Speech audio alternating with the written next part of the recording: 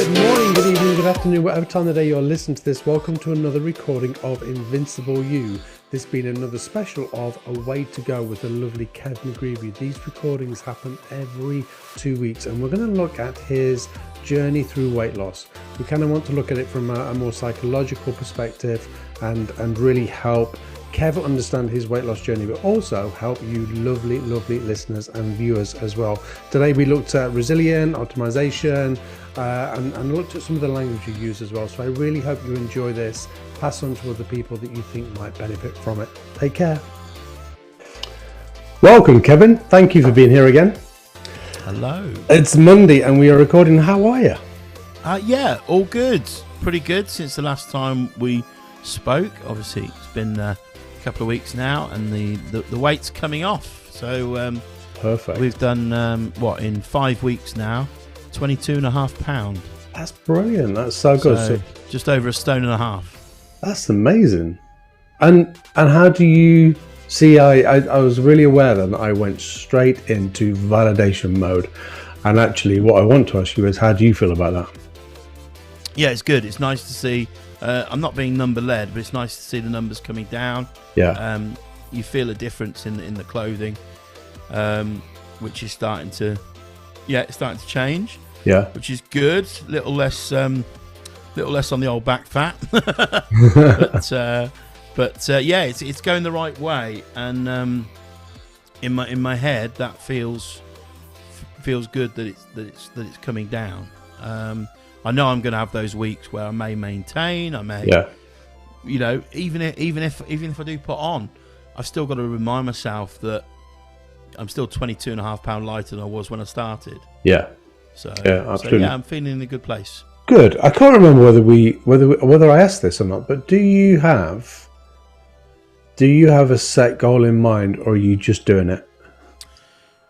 As in number wise? Yeah. I'm not. I don't want to put my pressure on going for a certain number. It's a look and a feel, and I think that's quite important to me, because I'm not chasing numbers, and I don't want it to be a number chase. Yeah. I have got little goals in mind where I kind of want to be after a few months, how many pounds down, but I've not kind of put them regimentally into place. I've gone, it'll be nice to do that. Yeah. But if I don't, it's okay, because I'm further along than I was. Yeah. And that's what I think, a lot of people, when they're on a journey, whether it be weight loss, whether it be other things, if you go, I'm going in the right direction. That's where I need to be going. Not if I don't hit.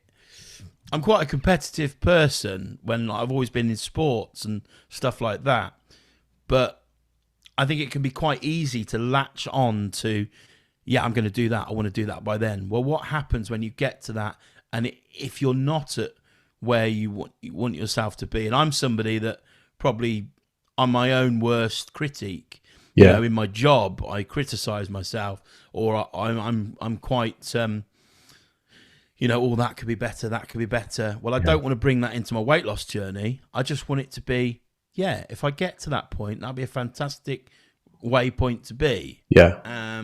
But as an end goal, no, it's all about a look and a feel, and how I am inside about it all. Yeah, I like that. It feels much healthier, because that when we talk about numbers, there can be two numbers at play there. There can be the weight that we ideally would like to be, or the end goal in terms of weight wise, but then the second number that we often use is by a certain date. And if I hear somebody kind of talking about the weight that they would like to be, I'm like, okay, we can go with that. But then when they say, and I'd like to do it by this date here, and then I get nervous, and I'm like, particularly if it's really tight. Do you know what I mean? Particularly if it's really, there's a tight deadline, then I'm like, just be careful with that. Yeah, you're putting so much pressure on yourself. Yeah. And also that's going to, it's going to, without knowing, it's going to scupper you, isn't it? Yeah. In some kind of way. It's either going to demoralize you if you don't hit that marker. Yeah. If you hit that marker, you might go too far the other way. So there could be other issues there. Yeah. With any kind of management of any kind of thing like weight, I think it's got to be managed quite quite careful because you don't want to go one way or the other. I think that's really important. So, It's just I really don't think put pressure on yourself. no. And also, there's quite a thing where people always say, I suppose this is further down the line, but when people have started losing weight and they're getting to their goal weight, their target, that is sometimes the bit if you kill his heel. And they're going, I'm not getting there. I'm not quite getting to that. I want to be that, 11 stone 1, and I'm not. I'm 11 stone 4. Why can't I do the final 3 pounds? Well, the pound at the start is the same as the pound at the end, really. Yeah. A pound is a pound. The only thing that's going to get in the way of stopping that is almost yourself, because this is a personal view, but I'm sure many people share this view. When you get close to that goal, sometimes you lift your foot off the accelerator a little bit, and things creep in, and you look. And if you took a food diary and you'd actually work it out and go, actually, yeah, that's where I'm scuppering myself. I used to have, my strawberries in the morning or whatever. I'm starting with a couple of bits of toast now or something like that. Do you know what I mean? Yeah. So I think it can, if you start putting numbers on like that, when you're getting closer, it's a bit like me on the job sometimes. If I've done a long running show and you get to, you've got a week to go, you've got a week in the tank. If you had 6 months to go, you got 6 months in the tank. Yeah. It's a bit similar to that, you know what I mean? Energy wise. Yeah, absolutely. We were talking before we came on air, and this almost feels like we've gone there quite naturally. There was something we were going to talk about, and it was why do we put a start time on things? So again, we're kind of in that timeline area, and you were curious about why we do that. As we were talking then about those 2 dates, the goal and the date. I think psychologically we do like structure. We do like a bit of structure. We are creatures of habit. As animals, part animal, we like a bit of structure. We like to know what's happening, when it's happening, where it's happening, all of that kind of thing.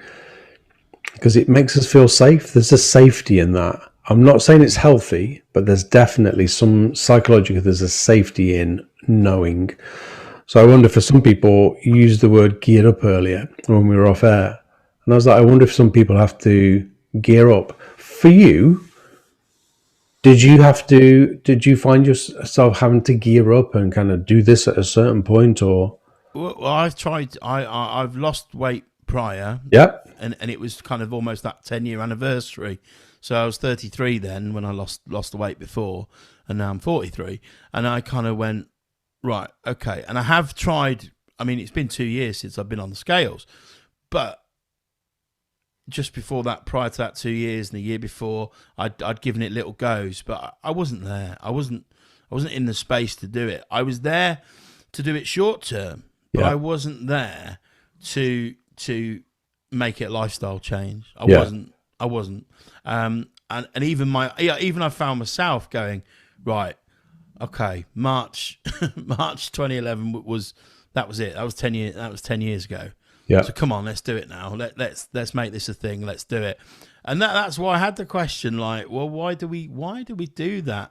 And there is parts of that that you put off because you think, right, yeah, I can do. It's the new, like you were saying, it's the New Year's Eve syndrome, isn't it? And resolutions. But then there's also something that strives you to that date, and you get excited about that date.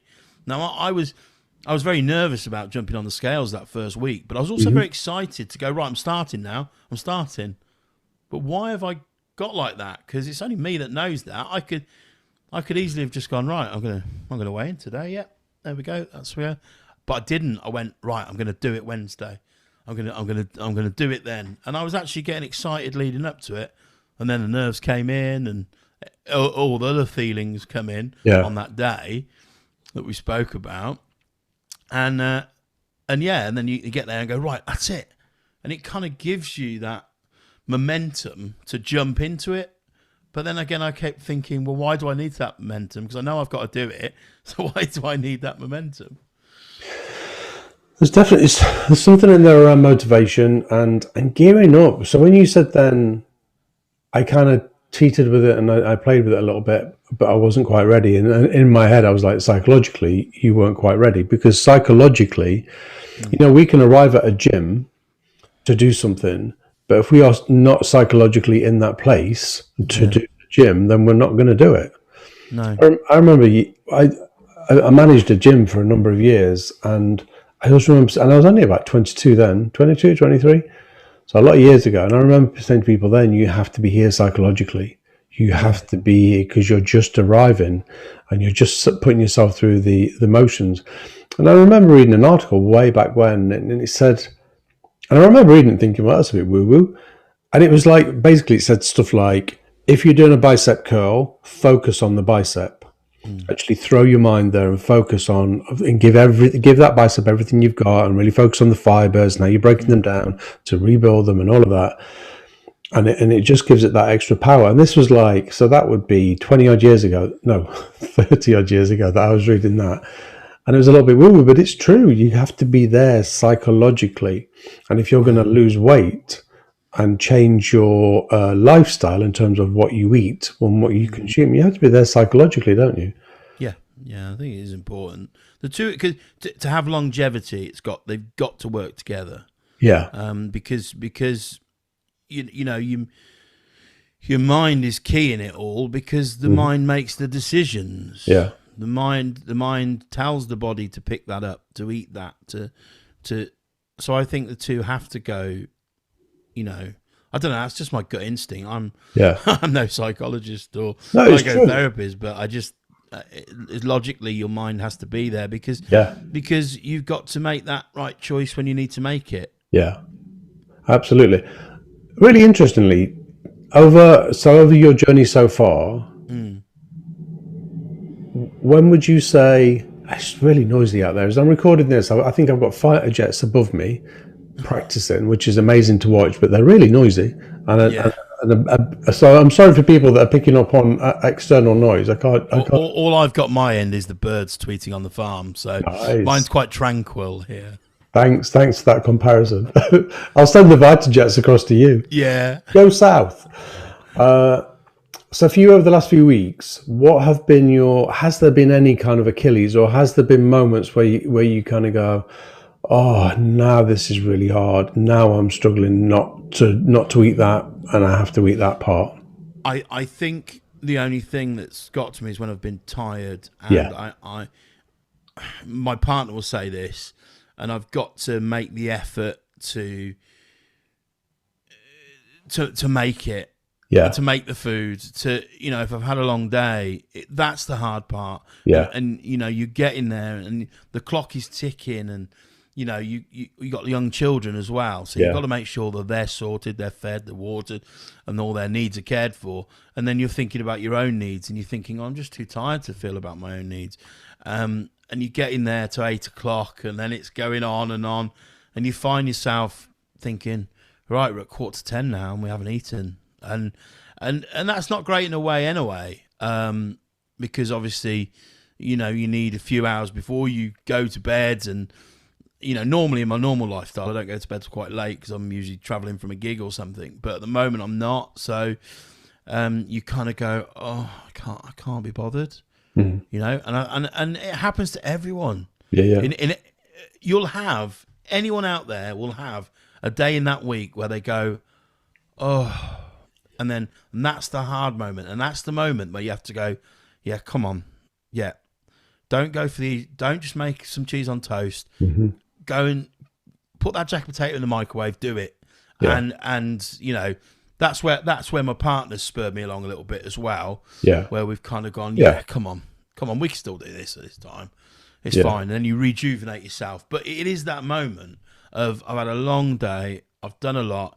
I could have been on the go since 5 o'clock, and sort of like 5 o'clock in the morning out the house, doing stuff, working, radio show, children, my partner working. She does all the fitness side of things, so she's a fitness instructor, so she's off doing that, blah blah blah. And then you just get to that point, you're just like, oh, come on, you know, and I haven't got the easy option of, like we were talking about before, like the chicken and the tomatoes, because we haven't done the shop. So you've actually got to prepare something. You've actually got to, yeah.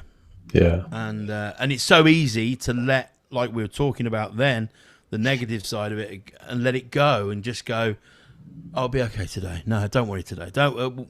Write it off today. We'll write it off. We're done. No, I haven't. But it has been moments like that, and I think everyone has them. Yeah, absolutely. You were.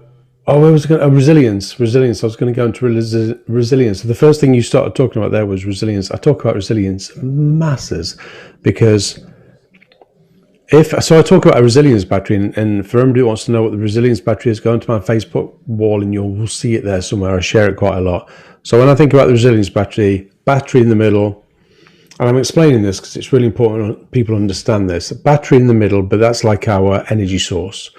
And if our energy source is fairly good, then in terms of how we think and how we use our minds, it's just much better. Yeah. So we are able to be more conscious about the decisions we make, conscious about the behaviors that we carry out, conscious of our reactions, conscious of our choices. All of our choices come from being more conscious, but being more conscious takes more energy, so we need more energy in the battery. Yeah. If we're tired, like you've just identified, then all of a sudden we go for we start to drop more into the unconscious mind. So I'm going to share a fact with you now, because I share this a lot because it blows people's mind, and I don't think we did this on the first recording. Conscious mind, unconscious mind.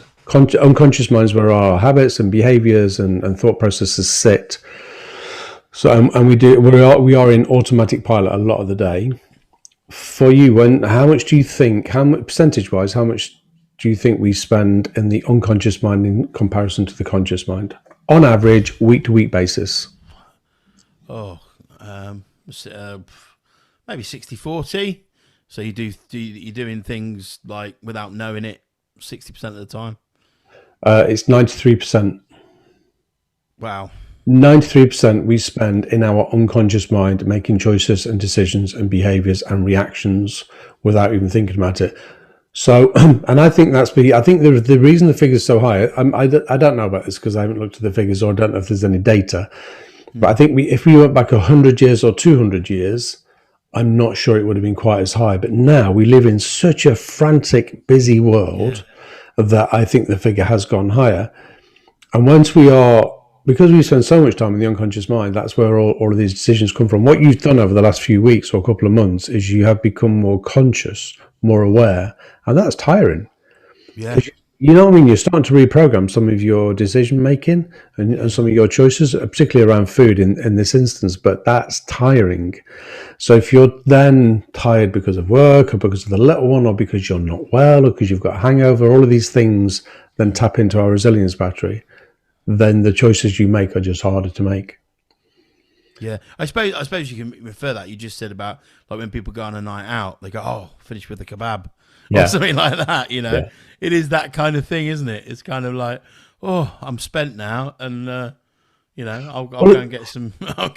Finish the night with some food. With that one as well, chances are by the time you finish with the night out, your decision making is completely out the window because you're usually bladdered at that point, or you've had a few drinks.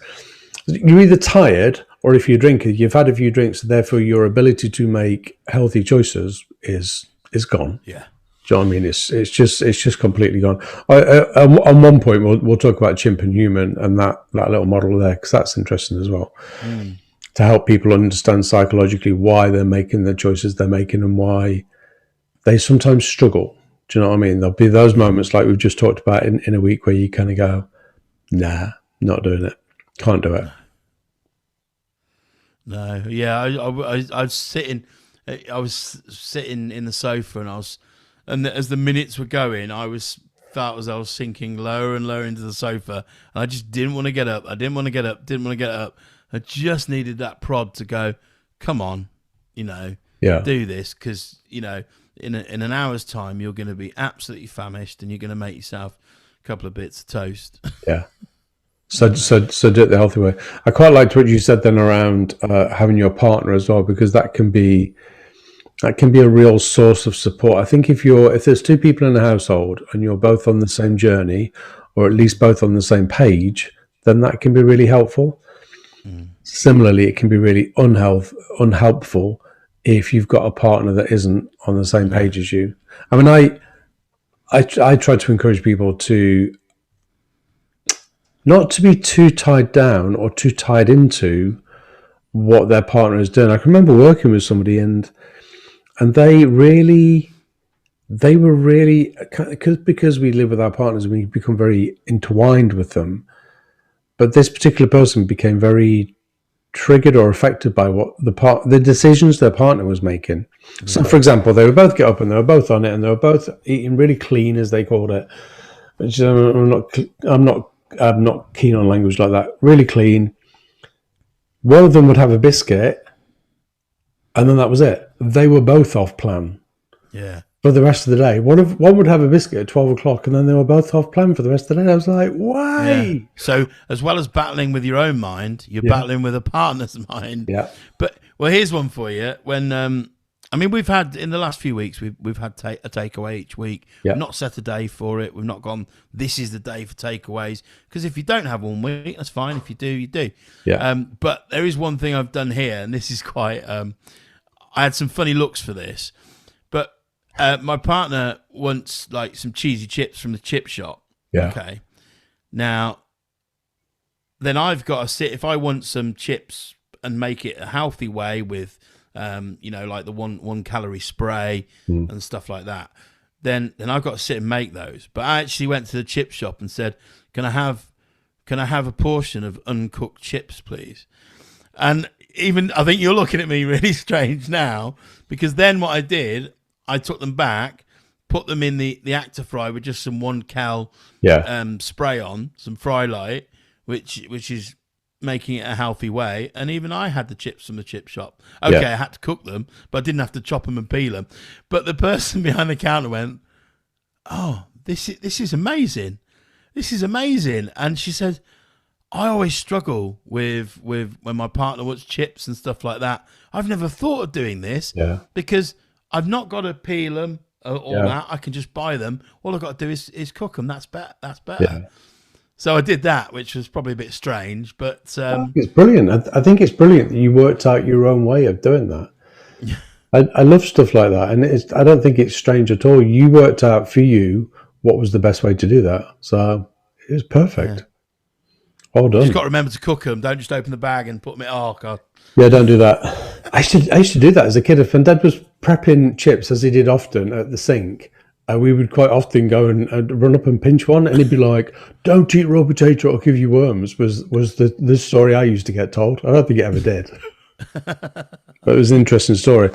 So yeah, we're tapping into their on it, off it, and people do this thing.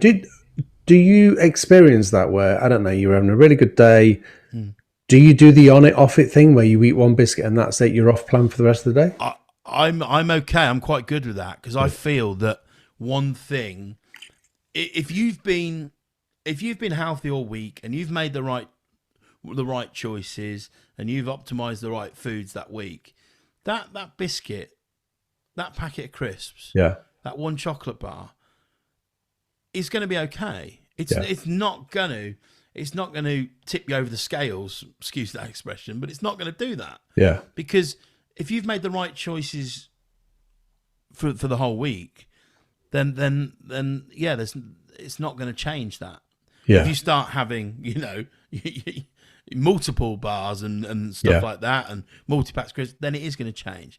But to have that and to put that into your lifestyle, because this is a lifestyle change. It's not just the word diet. It's a lifestyle change. And you want to be able to go through life with having these, what people call treats, but having these things and having them in your life and knowing how to control them. Knowing how to just, think, okay, I'll have a packet of crisps. Yeah. Fantastic. I can do that.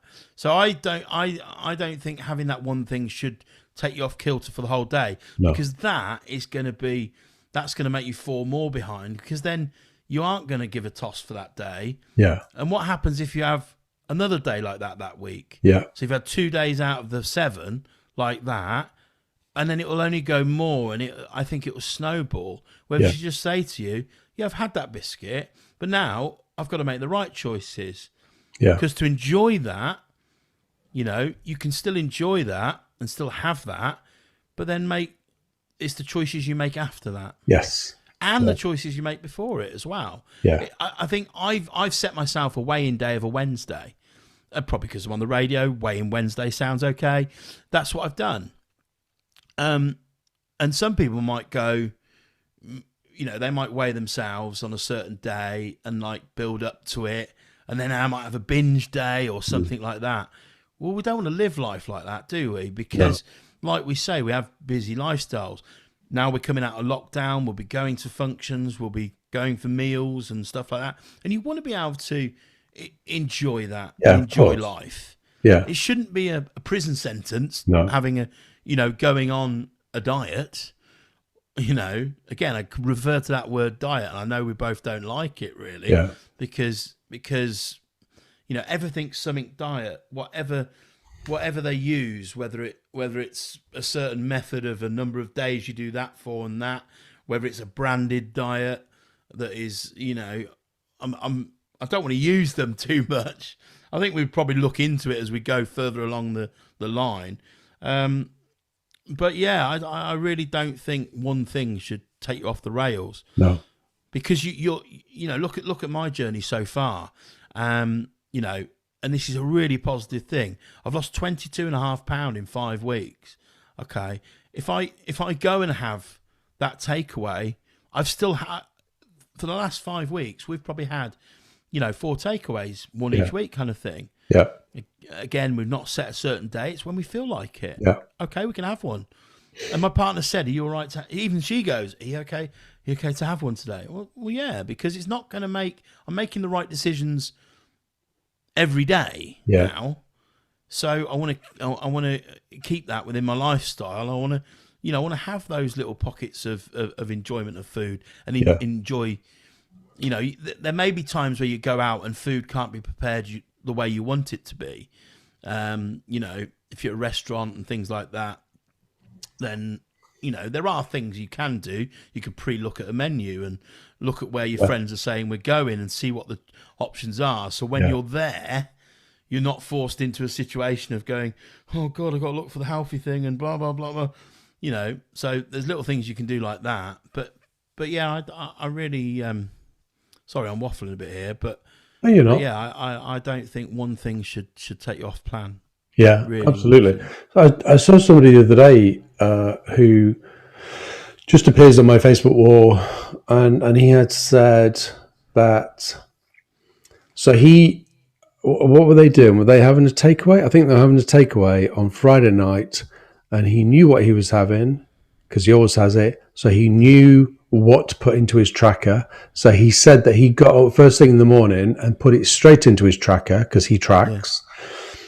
So therefore, he knew it was in there, and he didn't then have to account for it for the rest of the day. Do you know what I mean? And then he could just track his other stuff. And I thought, actually, that's quite clever as well, because if he knows he's having, I don't know, we have a takeaway in this house every week, and it's a chicken shish kebab, which I love, and it's relatively low. It's the mayo that goes on it is the problem. But I could quite easily on a set day go, yeah, it's chicken kebab night tonight, chicken shish kebab night. So therefore, I can put that into my tracker straight away if I use the tracker. So I think that's a good little trick as well. Kind of linking into if you're going out for a meal, look at the menu, work out what you're going to have, and then maybe put it into your calorie counting before. I've just worked out. It's taken me some time to work out what this was. Diet equals lifestyle change. Diet for me is short term. It's a period that we go into and go, I'm going to diet, and then we dip back out of it again. Lifestyle change for me is much longer. So I love it when people want to lose weight, but they want to lose weight over a year. Yeah. But quite often what people do is they'll say, I've got a wedding in 3 months' time. I need to shift 2 stone. And yes, we know that can be done without any problem at all. That can be done, but it's not healthy. But here's the real trick or the real learning in all of that is when we think about the mind and we think of kind of like changing stuff psychologically or neuro remapping, I think they call it, Yeah. we can't do that in 3 months, but we can do that in a year.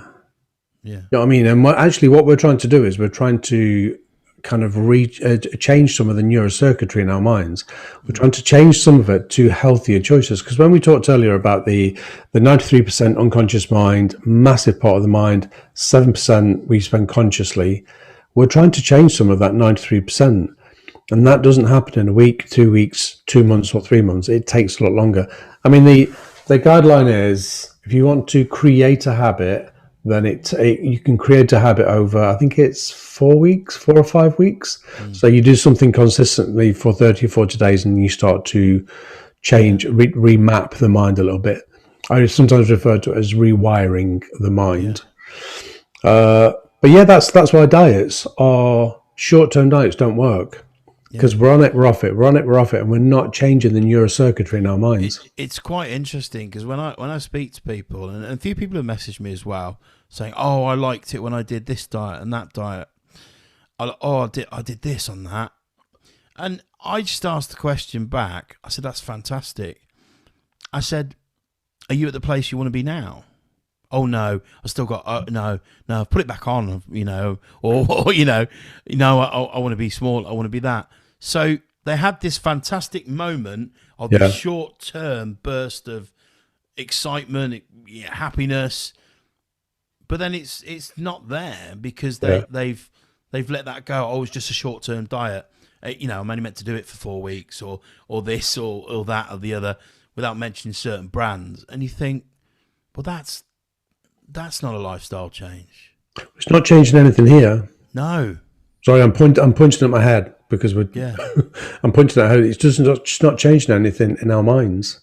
No, and it's great what you said about it takes 4 weeks to program a mind, because let's say you work and you go and you stop at the same garage and you pick up the same food. Yeah. It's that is probably the hardest change going. Yeah. Not because it's food you really, really want, but you know where it is. The Habit. quickness, the speed you can get it. You know you can be in and out at a certain time, back in there and on your way to work. Yeah. You give yourself enough time to, I'm just using work as an example, but anywhere, you give yourself enough time to get to work. You know what you got to do. You know where it is.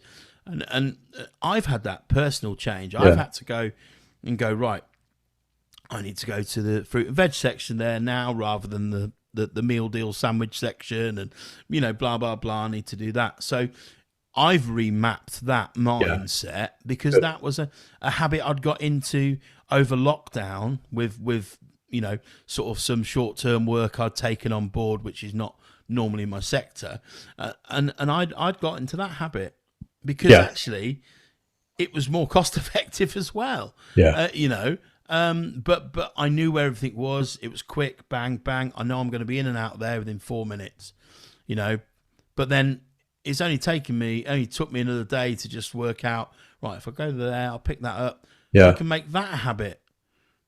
If I've made that one the habit, why can't I make that one the habit? And that's what I've done. Yeah, again, I think what's coming through for me there is I'd say to people, do not expect to be losing weight or change your lifestyle firstly over a week or even 2 weeks. Start to change it slowly. But you have to be more conscious. So when you don't go rushing into a supermarket and expect that you're going to rush in and rush out and pick up all the food that you want to pick up and make healthier choices, give yourself an extra half hour to do that. Walk slowly around the supermarket. Walk really slowly around the veg aisle, the fresh fruit and the veg aisle, and really look at what's in there and allow your mind to pick up different images and different smells and go, oh, that looks nice, and I've never tried that before. But do not rush in, pick up the same stuff that you've always picked up and then rush back out and expect that you're going to change your lifestyle or lose weight, because that is never going to happen. No. We have to give ourselves more time, and then we have to give ourselves more time to prep food if we're cooking fresh foods, and how we're going to do that, and learn. Do you know what I mean? Relearn how we're going to cook healthy foods for ourselves, because if we haven't been doing it, then there's a new piece of learning there. Yeah. Definitely. So I wanted to pick you up on your word of optimizing, and I know that we used it on the first recording, but I think it'd be interesting for people to understand again what for you optimizing means. Um, Again, it's everything from choices, Yeah, optimizing what you eat, how it's prepared. Like we briefly said about the potatoes from the chip shop. yeah, You know, preparing them cooking them in a different way with yeah, using 1 cal spray. It's all that thing. I think if you get all that together and it's done right, then that is all optimization for me. yeah. So just making the best of. Yeah, I think that's what it is, isn't it? Uh, and it's that to me seems like a more longer term goal as well, Yeah, and a more sustainable goal. yeah. Oh, camera's just gone off. Says you've gone on air. Oh, there we are. I'm back. There we go. I hit the camera. Sorry about that. That's all right. Uh, it's from this end. I'd got a picture that says on air, and I was like, "Oh, we haven't gone on air, have we?" Yeah, it's because I explain with my hands. I'm very much. Yeah, I explain with my body, and I suppose that is me because I have passion about stuff as well, yeah, and I'm quite passionate about this, yeah, and I can see that even in this short time, even in this first 5 weeks, that I know that it's helped a lot of people, yeah, and it's helped a lot of people in realization. It's helped them to know they're not the only one, yeah, and we were speaking just before we went on air, and the amount of messages I've had from males yeah, that have gone, yeah, I actually feel this way, and yeah, I was worried about jumping on the scales and blah, but all the factors that I've discussed even briefly so far, we've just dipped into this, and yeah, it struck a chord with a lot of people, and that inspires me yeah, to progress myself, yeah, and also to be there as a bit of an outreach for other people as well. yeah. I have said this on the. I think I say it on the intro, but if you're listening to this and you have any questions, then please send the questions in, and we will try and tackle the questions between us. Because I mean, I'm talking for myself here, but for me, I want this journey to be about everybody that listens to it, and if we can help in any way for anybody, I don't know, if somebody gets stuck with something or they continue to make bad choices, then message in and let's have a look at that and see if we can work it out between us.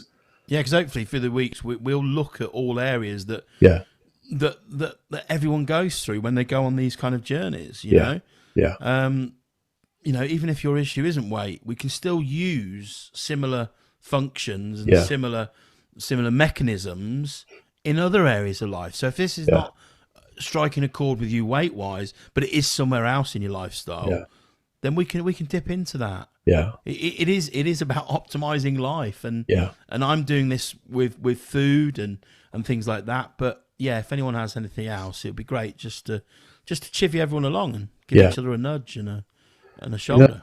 know, the mind is the mind, and the mind controls every part of our lives. When I talk about the 93% and the 7% in terms of conscious mind and unconscious mind, then that affects every part of our lives, not just what we put in our mouths, but every decision we make during the day it comes from the mind, either consciously or unconsciously. So it's massively it's massively important. So when we look at stuff like that, it's not just about weight loss; it's all the way through. So the messages you're getting from people are encouraging and kind of keep you moving forward. Yeah, and they're encouraging messages. It's Yeah, great to see that other people are spurred on by it as well. yeah, And it's not because I'm not here to make anyone feel bad, to make anyone feel inadequate, because we're all valuable people, yeah, and life is valuable itself. And yeah, I'm wanting to make my life better. yeah, It's not bad. It's not, but in the future it would be. So I'm making them choices now and changes now. yeah, So I can have that better life. yeah, And it's great that people have messaged in and shown support and said, oh, great. We love hearing your enthusiasm about it, and it actually, inspires us, which is the word, isn't it? Yeah. It's what I'm doing is not, to me, it's not, it's not anything special. It's just a lot of people do this, but I just want to show people that it can be done, and I'm a big person, and I've got a lot to. We're talking. I'm going to be losing over this journey. I'm going to be losing over double figures in my weight. I'm looking at you on the screen now, Kev, and I'm looking at you thinking, the weight you are, or what I see you as, that's what I've got to lose, and probably more.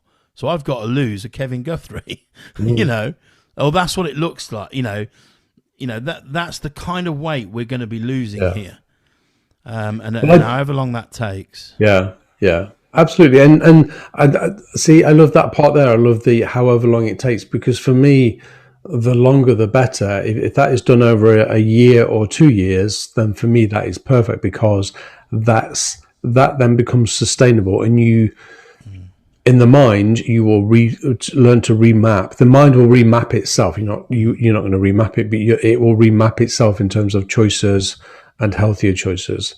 But I find with myself that when I'm I'm sort of like optimizing the food and eating the right foods, I do lose weight quite quickly. I mean, in 5 weeks, last week I did 4.5 pounds. I've done a 6 pound week and stuff like that. And I can't control that, it dropping off, but what I can control is the sustainability. Yes. And that's where I think we need to focus on, because again, we touched on it with other diet plans that people have used. Yeah. They've gone on it, they've lost that X amount, but this is all going to be part of this journey, how to sustain that.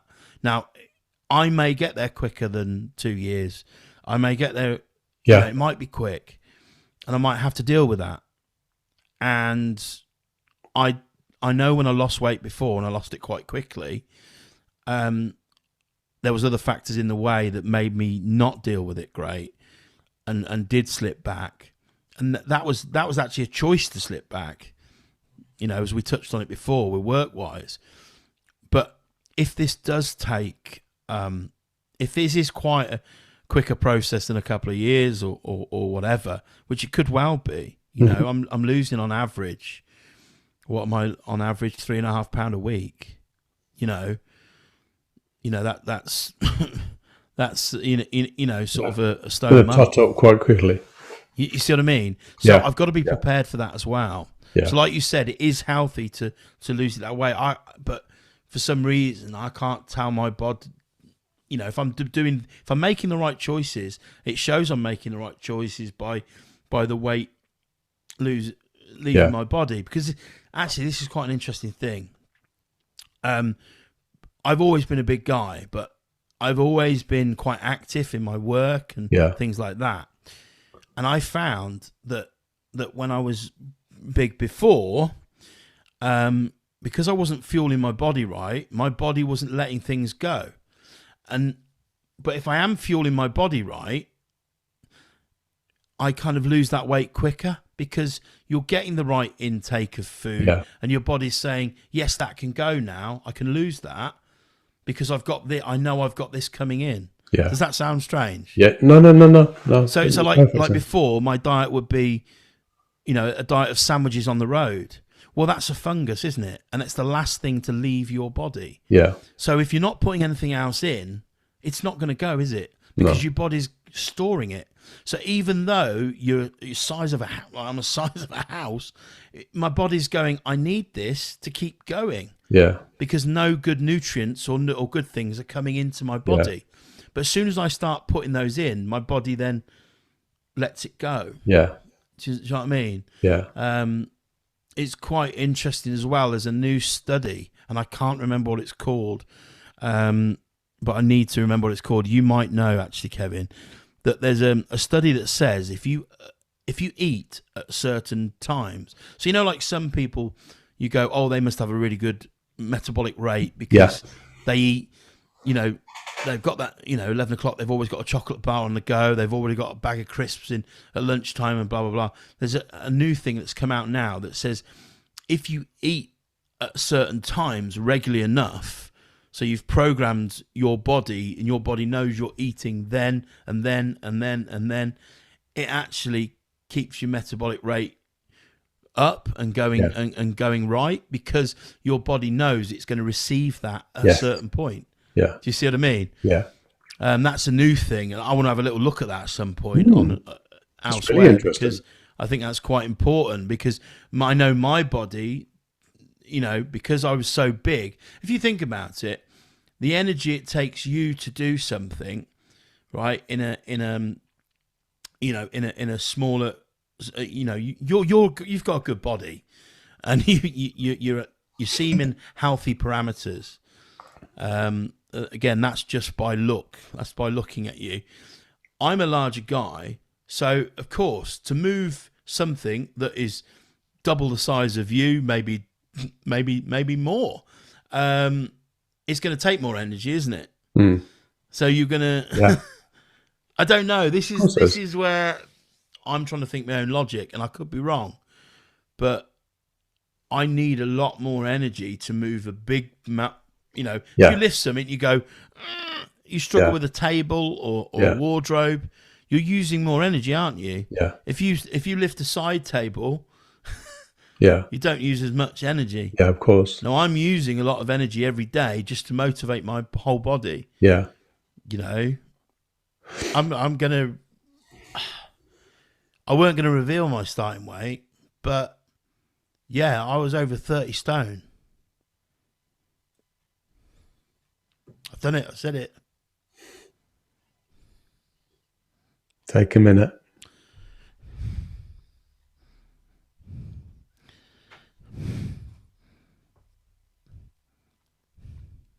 That's embarrassing. But that's reality. And you're not now. I'm under it. Yeah. And I'm going the right way. That's the part we focus on, the fact that you're under it. So you feel you can tell it now. Mm-hmm. And that first week, which has only been 5 weeks, that first week when I saw that weight, I couldn't tell anyone. Mm-hmm. I didn't want anyone to know it. Yeah, I know. Because let's say further along the line, when you lose more weight, you don't mind telling them, do you? Mm. How many people say, I lost 6 stone. I used to be this. I used to be that. Mm. Yeah, how many afterwards. people say that at the start? Yeah. Because you're still that size. Yeah. You're still that size. Yeah. Now, in my head, I wasn't going to reveal that till later. But I got a bit of paper that I wrote down my things on, and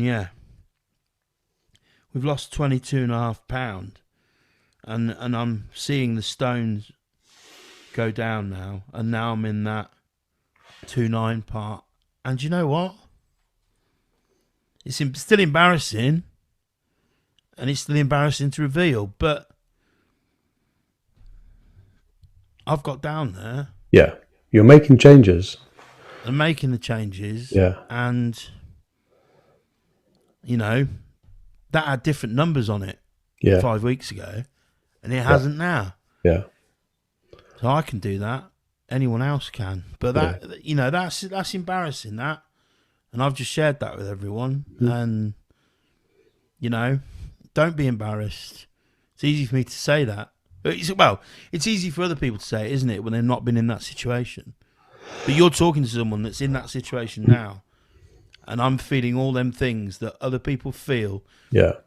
That have body issues, weight issues, all those kind of things. We just live in a world that is. This is one thing that saddens me about the world we live in. It's the judgment that is around, and it's judgment not just on weight, but on everything the way people look, the way people's hair is, the way people, how tall people are, how short people are, the glasses they wear, the clothes they wear, the size they are. My God, it's just judgment after judgment, and it crushes us. It just, you know what I mean? It absolutely crushes us.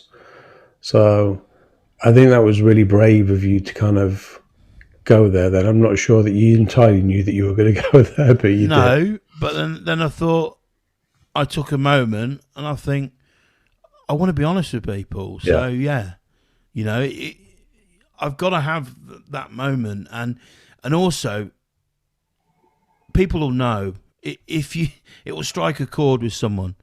Because I'm not the only one that feels that. Yeah, I'm not the only one that feels embarrassed when you see that weight, when you see that number. Yeah, you know, and you're thinking, well, why am I worried about that number? Because it's plain for people to see.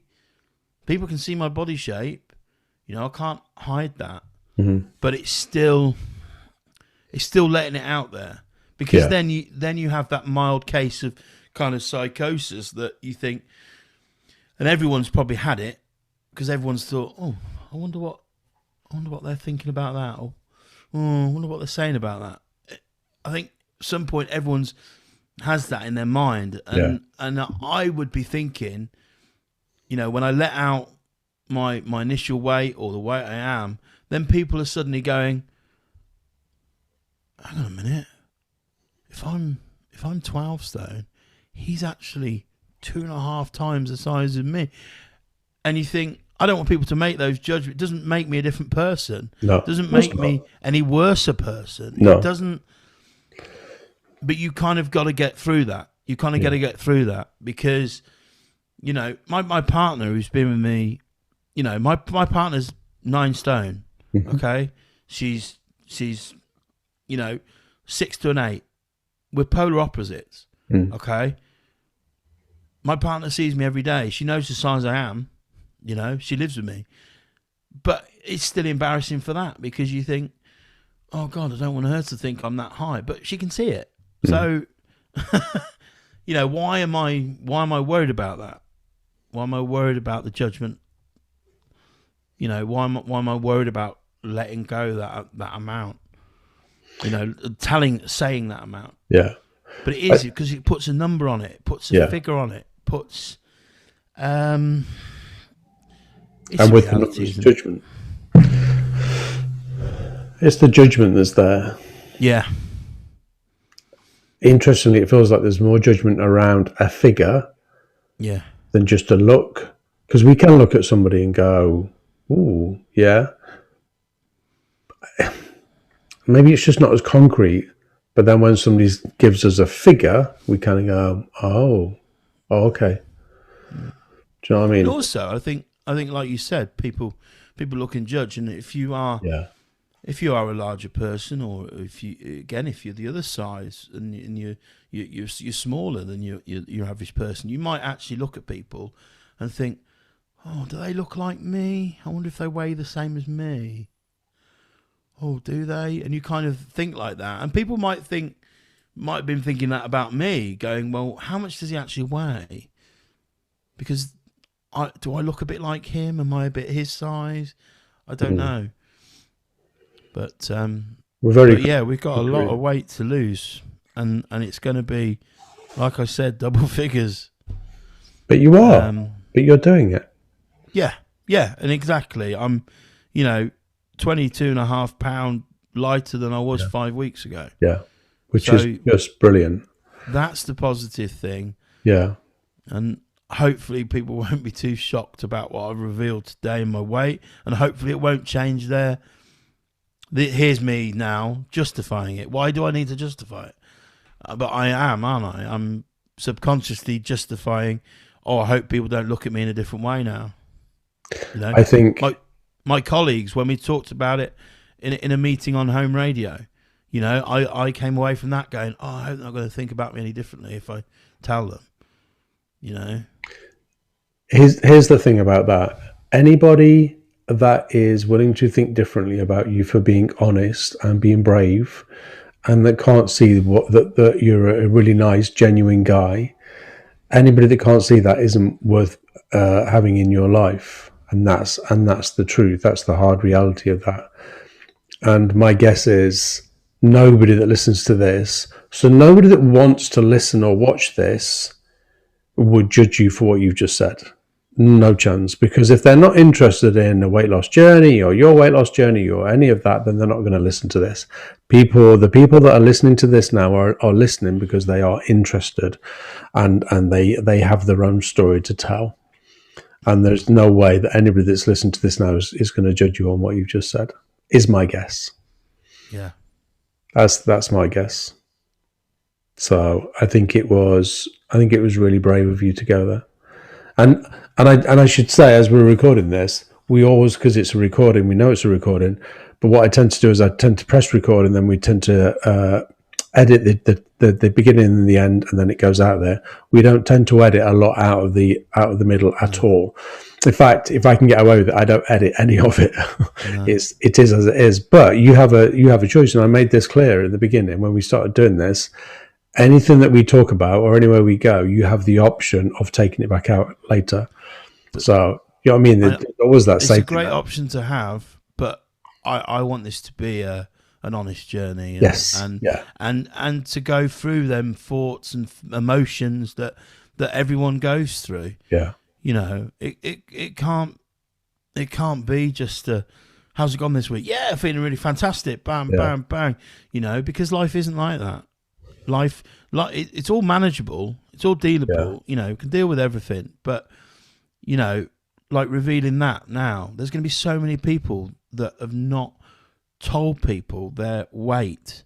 Yeah. You know, or not said, I'm this. Yeah. This is what I am. I didn't think I'd do it until I'd lost a few more stone. I really didn't, and that's the honest truth. But hey, it's out there. I've done it, and you know, I'm lower than that amount I just told you. So, you know, we're going the right way, and so I think it needs to be in there, because there are moments. There's moments where, you know, you will feel really, really, your emotions will be really high. Yeah. And because of something negative like that, that's a negative thing. Me saying a number. But a positive thing is I've said it, I've done it, it's out there. Mm-hmm. You know, so deep breath, let everyone hear it, and hopefully they'll make the right judgments and not the wrong judgments. Honestly, I don't believe for a second that anybody listening to this would ever judge you for what you've just done, ever. So, thank you for your bravery there.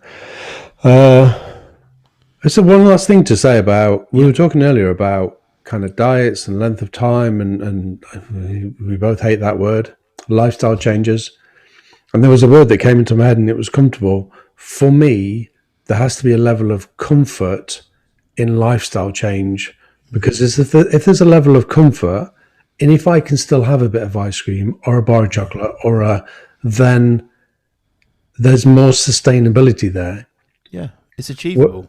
Yes, the sustainability, and there's more achievement there. If somebody says to me now, okay, so what I want you to do is I want you to give up chocolate and bread and rice and pasta and alcohol for the next 2 months, and you'll be able to lose the weight you want to lose, I'll be like, you've not got a prayer. I'm not living like that for the next 2 months of my life. It's not happening. Do you know what I mean? So it has to be sustainable, but comfort. For me, there has to be a comfort in lifestyle change for us to then move forward with it and be okay with it. Yeah, exactly. You got to have that moments of comfort where, you know, it's a day that, you know, you might be going through other things in your life and stuff like that, and you want that comfort. You don't want to have another goalpost in the way, another hurdle. You know, it's not about putting hurdles in your way. It's about taking them hurdles away. And feel to roam. You know, you haven't got all them gates in the way. You've just got fields that you can go through and make your right decisions as you're walking through. Yeah, nothing needs to be opened or closed. You just walk through. Yeah, and that's what I want to have a feeling, and that's what I think people should have the feeling of freedom of doing those kind of things. You know? I love that. I love that word, freedom. So today we've looked at optimizing, we looked at resilience, we looked at that part there, and we looked at using language is really important. Using the word lifestyle change instead of diet, because lifestyle change is a longer process, and in terms of the mind, we can change neurocircuitry over a longer period of time than a shorter period of time. We just can't do it. Thanks for that, Kev. Thank you for your bravery in doing that. It was just, I think anybody that listens to this is just going to be blown over by that. So thank you. No problem. Are you okay? Yeah, I'm all good.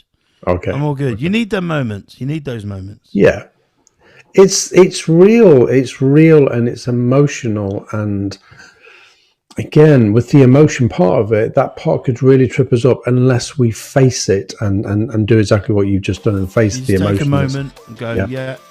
You know, it's a dynamic, isn't it? Yeah. The road, you know, it's up and down. Yeah. it's, you know, that's the whole thing of it. You know, there is that real dynamic, you know, it is a dynamic. Yeah. Something that occurred to me earlier, and I haven't said this, but I was like, because we record this visually as well, and I put that a visual version of this as well onto my YouTube channel. But interestingly, we're going to have a visual journey of this, where every 2 weeks we're going to come on and record. So interestingly, there's going to be visual change as well, and I think that will be fascinating. Yeah, it will be almost like a time lapse. We'll be able to do some sort of time lapse. If I was in the same position, if I was more or less in the studio, it'd be great. Well, you will be more or less in the same position, so we'll definitely. I mean, it's you head and shoulders on a mic, so we'll be able to do some sort of time lapse. I've taken measurements as well, so we can. I took measurements right at the start, so I took sort of neck, chest, waist, arms, thighs, and I've taken all their measurements. So that's going to be interesting to see how many inches in total. You know, you lose. We do like some stats. Thanks for that, Kev. That was brilliant. So that's another recording of Invincible You in the Bag. Don't forget, these are specials. These appear over 2 weeks. So there's an Invincible You, and then every 2 weeks it will be a Way to Go, which is these sessions with Kev. If you've got any questions for Kev, then please message in, and we'll do our best to answer them. If you think this story is inspiring and you want to share it with somebody else, then please share it on. If you want to leave us a review on Apple Podcasts, then that would also be absolutely brilliant. If you feel you've got a story to share, or if you're more of a professional and you've got something you want to share in terms of people, in terms of techniques, then please give me a shout. I'm always looking for podcast guests. I need to slow down whilst I'm talking. That's what I need to do. But thank you. Remember what I say, be kind to yourself and be kind to everybody around you. Take care, everybody. Bye-bye.